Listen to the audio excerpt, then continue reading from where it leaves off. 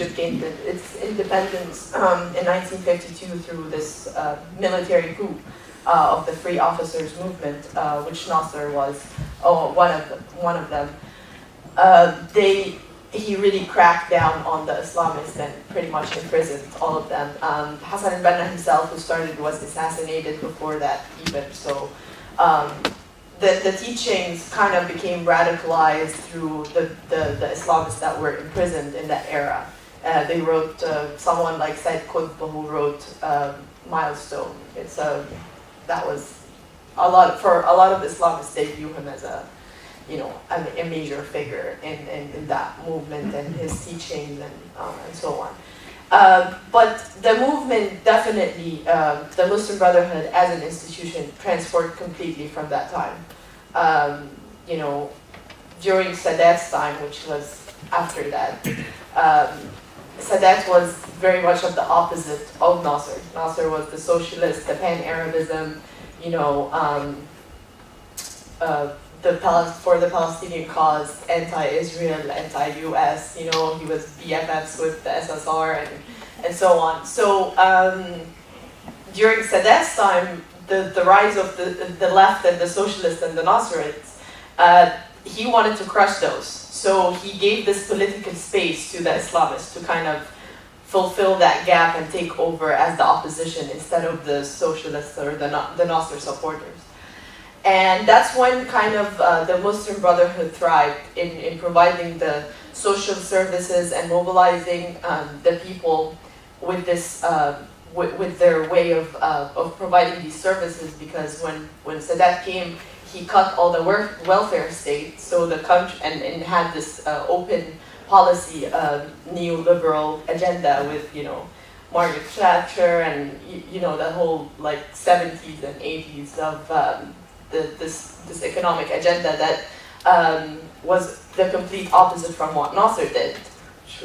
So the welfare state completely collapsed, and that was kind of the Islamists. He used the Islamists in a way to provide what the state lacked to provide, and this is when probably the height of when the Islamists had major support through their interaction with the public and so on.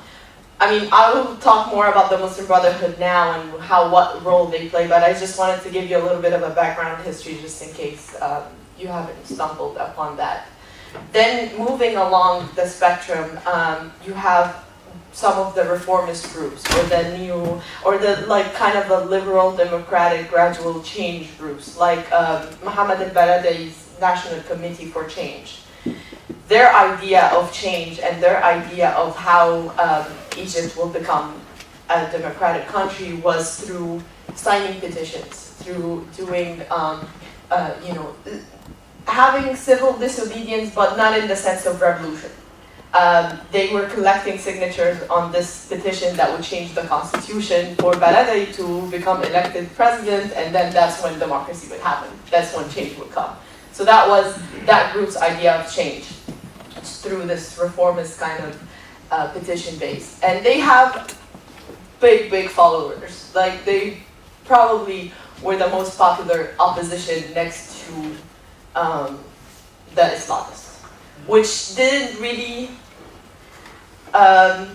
engage in that sort of social movement with the other opposition groups. And I'll explain how that worked. Maybe I should start the slideshow, but I kind of want to give you the idea first, so it sets the stage. But then you have a movement kind of like the 6th of April movement, which I'm sure you've heard of in the news, or it's probably viewed as one of the most active groups that started the revolution. In fact, the 6th of April movement started because of a workers' strike on the 6th of April in 2008. In 2008, April 6th, Mahalla, which is a small town in the Delta, it's the largest textile mill in the Middle East. It's composed of maybe 28,000 workers. and they went on strike demanding, better wages, better contracts, pension plans, and so on. And they called on for a strike on April 6th, but the strike never took place because the Central Security Officers of State Security occupied the mill. And it erupted into a 2-day intifada, clashes between the urban poor of the city, and who are blood related to the workers themselves, and the workers against the police. I mean, if you see the pictures from that day, it looked just like a mini revolution. You would confuse it with the 2011 revolution, and that inspired a lot of youth to take part in solidarity, in strikes, in protests with the Mahalla workers. So that's how April 6th movement came about. And after basically that, it just continued on mobilizing on different issues for democracy, for reform, for free press, better education, better workers' rights, and just in a way of civil disobedience, of strikes and sit-ins and so on. So then you have the leftist groups, there are maybe like two leftist groups: the renewed current of socialists and the revolutionary socialists. The two groups, they used to be one and they split for obvious reasons, never between people you always get disagreements, and when you are fighting in a context under kind of a very repressive place, you're bound to just get disagreements. So the revolutionary socialists, they're a secret group. So before the revolution, we operated in complete secrecy. We wouldn't say that we're revolutionary socialists. Our meetings were held in, secret locations, and we tried to be under the radar as much as we could. But we operated under this Center for Social Studies, where we have publications and newspaper and so on, and we do conferences and lectures. But we engage closely connected with the workers, working class. So people in Mahalla, people in different working sectors. That basically is our main force of change: students, farmers, and workers. So that's the spectrum. Now, a revolution didn't just happen. It doesn't just happen overnight. There's always,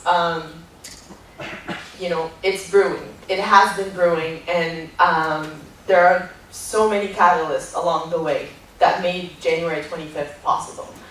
And I will start with, I can pinpoint it from the 2000 Second Palestinian Intifada, because in the 90s, you had really no mobilization in the street. You had the crackdown on the Islamists, post the wars and the bombing, the Gulf War and the bombing in Luxor, how it affected tourism. So nobody had dared to shout in the street, down with Mubarak, or even go in the street. We had this statement that they said, you would go behind the sun. تروح ورا الشمس. That's, if you talk politics, you go behind the sun. That's how much fear was built up. But then when 2000 Palestinian Intifada happened, there was something different. A lot of people went in solidarity in the street for the first time after a very long time. And these protests, what's very interesting about them is that they didn't just say, pro-Palestinian chants, but they always connected it to how Mubarak is so similar to Sharon, to what's happening in Palestine, to the interlink between US supporting the dictatorship of Mubarak, who's allied with Israel, who's killing Palestinians, our brothers and sisters. So there was definitely this interlink that was directly related to the Mubarak regime and how it affected the daily lives of Egyptians.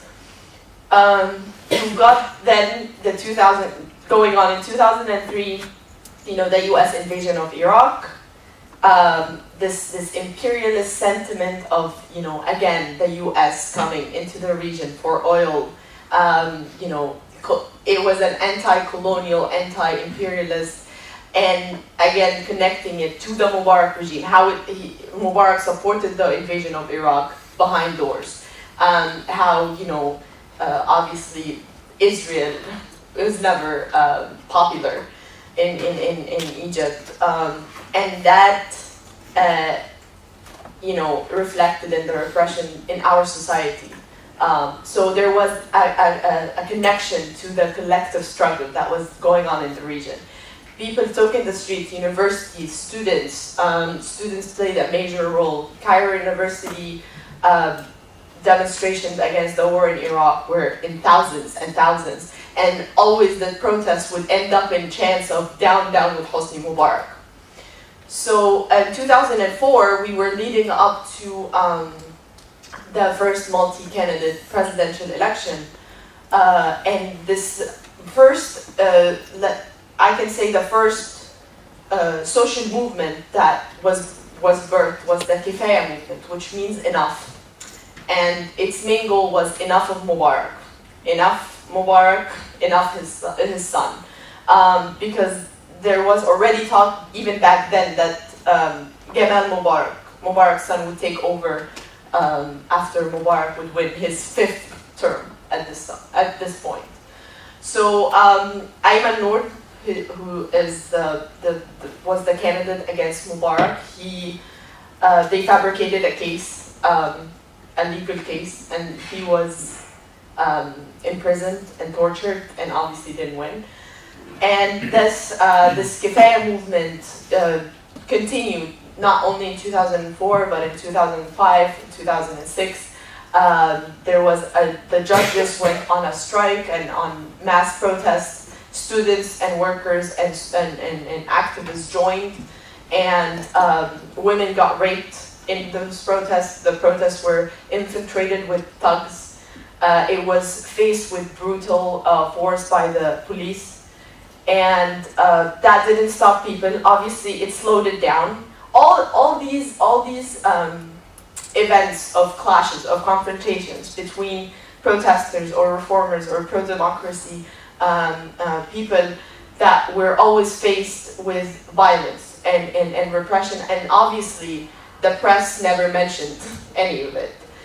They would not even mention any of this. And this is the role of blogging and social network came into place. First came into place was in 2004 and 2005, 2006. That's when you found a rise in blogging and in spreading news through this alternative media that wasn't censored, that wasn't very much biased like the state media and like the traditional outlets.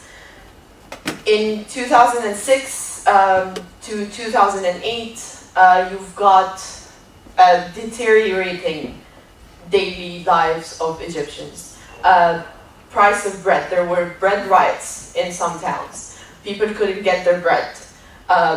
Privatization policies that were implemented in the 90s and the early 2000s through structural adjustment agreements and the World Bank and the IMF were really starting to translate into affecting the daily life of workers, cutting jobs,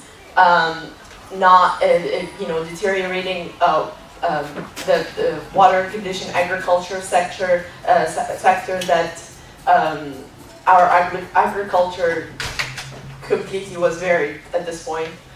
Farmlands would be privatized and sold to build fancy resorts on them.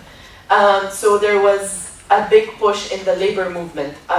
In Mahalla especially, it started in 2006 in Kafr Dawar, where workers would go on strike demanding better wages or to kick out a corrupted official in their factory or